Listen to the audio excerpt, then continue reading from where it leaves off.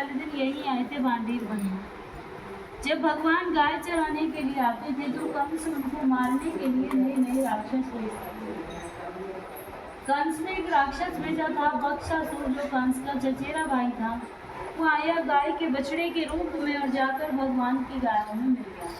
भगवान ने देखा ये तो कोई राक्षस है, तो भगवान ने उसका वध कर दिया। तो ग्वाल बाल कहने लगे, कन्हैया तूने गाय के बछड़े की हत्या कर दी, तू गौ प्यारा हो गया, तुझे सभी तीर्थों का स्नान करना होगा। तो ठाकुर जी ने सभी तीर्थों को यहीं पर बुलाया। बाहर एक कुआं है सामने, उसे अपनी बंसी से प्रकट किया, उसमें विराजमान हुए। तो सभी तीर्थों ने अपना रूप धर के भगवान को स्नान कराया। जब भगवान की शुद्धि हुई थी तो इस कुएं में सभी तीर्थों का जल, जब कभी भी सोमवती अमावस्या होती है तो उस दिन इस कुएं का जल सफेद हो जाता है। जिन माता बहनाओं की संतान नहीं होती हो, गर्भ खंडित हो जाते हो, तो यहाँ आकर इस कुएं पे स्नान करें, इस मंदिर में मनोकामना बोले तो उन्हें संतान की प्राप्ति होती है। दूसरी लीला है राधा कृष्ण के विवाह की, जो बहुत से भक्तों को नहीं पता कि राधा कृष्ण की शादी हुई है।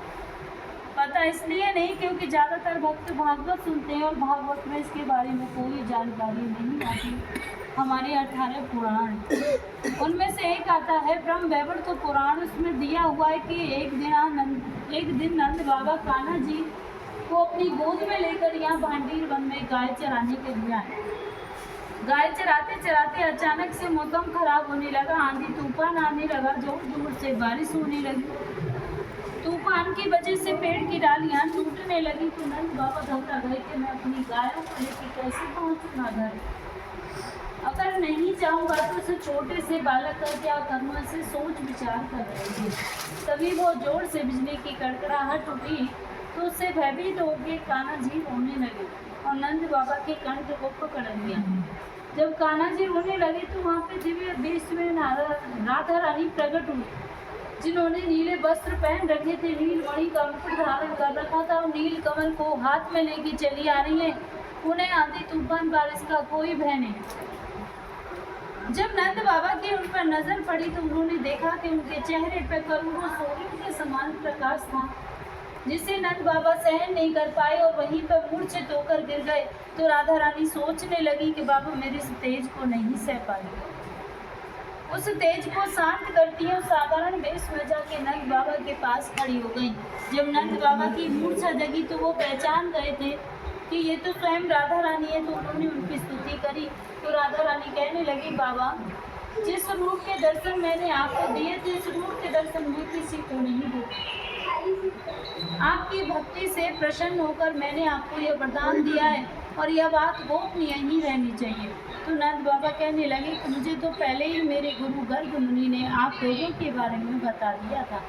जब लाला का नामकरण हुआ था तो उस दिन 27 नाम रखे गए थे कान्हा जी के। उसमें से 17 नाम राधा के ऊपर थे, जैसे राधे का वल्लभ, राधा दामोदर, राधा श्याम सुंदर। तो नंद बाबा कहने लगे, गुरुदेव ये राधा कौन है जो तुम बार बार मेरे लाला के आगे राधा शब्द जोड़ते हो?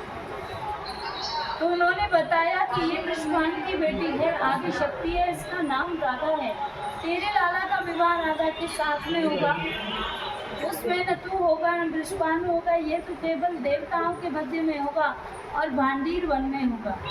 तो नंद बाबा कहने लगे कि मुझे यह सब पहले ही मेरे गुरु गर्ग मुनि ने बता दिया था और मुझे यह भी पता है कि तुम यहाँ से सुख देश से आई हो, क्योंकि आज वो दिन आ गया है और आपकी धरोहर मेरे पास है। कान्हा जी को उनकी गोद में लेते हैं, बोले आप अपनी धरोहर को पकड़ो और अपना मनोरथ सिद्ध करने के बाद मेरे लाला को कुशल पूर्वक यशोदा मैया को लौटा देना।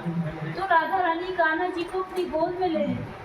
गोद में लेके जब इस स्थान पर प्रवेश करती है तो यहाँ आते ही कान्हा जी अपनी माया से किशोर अवस्था में हो गए, जैसे छोटे किशोर अवस्था में हो गए। फिर उनकी माया से यहाँ पे एक सहस्त्रों खम्भों का मंडप प्रकट हुआ। सहस्त्रों माने हजारों खम्भों का। उसमें सभी खंभे सोने के थे जो रतन मोतियों से सुशोभित हो रहे थे। बीच में एक सिंहासन था, वह भी सोने का था, जिस पे चढ़ने के लिए 7 सीढ़ियां थी। तो राधा कृष्ण दोनों से सिंहासन पर विराजमान हुए। तभी ब्रह्मलोक से ब्रह्मा जी आते। और अपने कमंडल में से जल लेकर राधा रानी के श्री चरण कमलों को धोते हैं, उनसे उनके चरणों की भक्ति का वरदान प्राप्त करते हैं। फिर पूरी वैदिक रीति से उन दोनों का विवाह कराने लगे। तो विवाह में जैसे ही वेद मंत्रों का उच्चारण शुरू किया तो उसकी ध्वनि आकाश में गूंजने लगी। ध्वनि सुन के सभी देवी देवता आ गए और देखकर बड़े प्रसन्न हुए कि आज तो ठाकुर जी का विवाह हो रहा है। पुष्प वर्षा करने लगी उनके ऊपर। विवाह में सारी रीतियां हुई थी जैसे वेद मंत्रों की, हवन की, फेराओं की। तो लास्ट में विधि होती है मांग में सिंदूर भरने की। जब तक सिंदूर नहीं भरा जाता शादी मान्य नहीं होती है। तो आप यहाँ पे सभी ध्यान से दर्शन करना। यहाँ ठाकुर जी राधा रानी की मांग में सिंदूर भरते हुए, हाँ देखना ठाकुर जी का हाथ राधा रानी के सिर के ऊपर है, ऐसे चुटकी बनी हुई है हाथ में इस तरीके से। ये पूरे विश्व का एक ही मंदिर है जो भगवान के ऐसे अद्भुत शादी के दर्शन यहाँ भांडीर वन में होते हैं। नहीं तो जहाँ भी दर्शन करोगे बंसी बजाते हुए करोगे। यहाँ पर ठाकुर जी के हाथ में बंसी नहीं है, सिंदूर है मांग भरते हुए। तीसरी लीला है, एक दिन राधे कृष्ण जी भांडीर वन में भ्रमण कर रहे थे। तो कन्हैया जी कहने लगे, हे राधे, ये हमारा तुम्हारा निकुंज वन है, हमारी तुम्हारी कुंजों की लीला हुई है, इसलिए आज इस वन को प्रसन्न होकर वरदान देता हूँ। जो भक्त यहाँ पर आएगा उस कुएं पे आचमन करेगा तो उसे 14 अवतार के दर्शनों का फल प्राप्त होगा। कुआं पे स्नान करेगा तो उसके जाने अनजाने के जो भी पाप हैं सब नष्ट हो जाएंगे। मंदिर में बैठ के कोई मनोकामना बोलेगा तो उसकी मनोकामनाओं को पूरी करूँगा। या फिर कोई भक्त यहाँ पर एक रात्रि निवास करेगा, कुआं पे स्नान करेगा और मांग बिहारी के दर्शन करेगा तो उसे गौलोक की प्राप्ति होगी। यहाँ बैठ के कोई चीज खाएगा तो उसे इंद्रलोक की प्राप्ति होगी। या यहाँ पे कोई गौदान करेगा तो उसकी 73 पीढ़ियों का उद्धार होगा। इतना सुनने के बाद राधा रानी घबरा गई और बोली, हे प्रभु, आपने तो इतने वरदान दे दिए, इतना होने पर तो यहाँ भक्तों की इतनी भीड़ हो जाएगी कि 24 घंटे भक्त रहेंगे, हमारे तुम्हारे मिलने में बाधा पड़ जाएगी। तो ठाकुर जी बोले, हे राधे, गोपनीय, ये मेरा गुप्त स्थान है, यहाँ पे हर कोई नहीं आ सकता।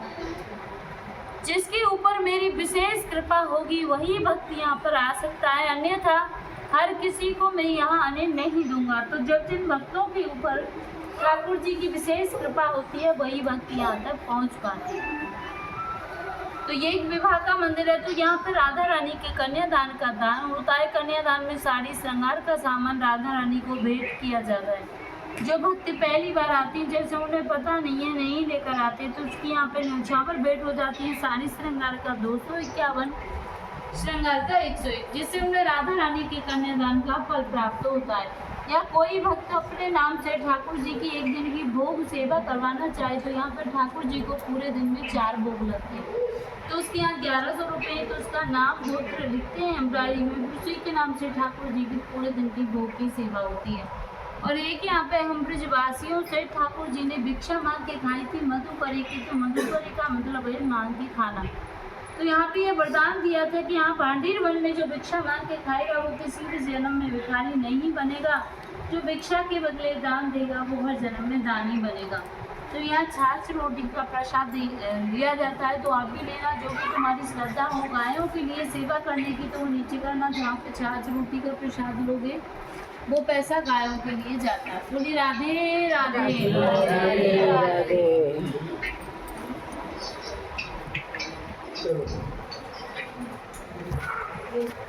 ये कहाँ करूँ मैं? नहीं, अंदर तो कुछ नहीं लाऊंगी।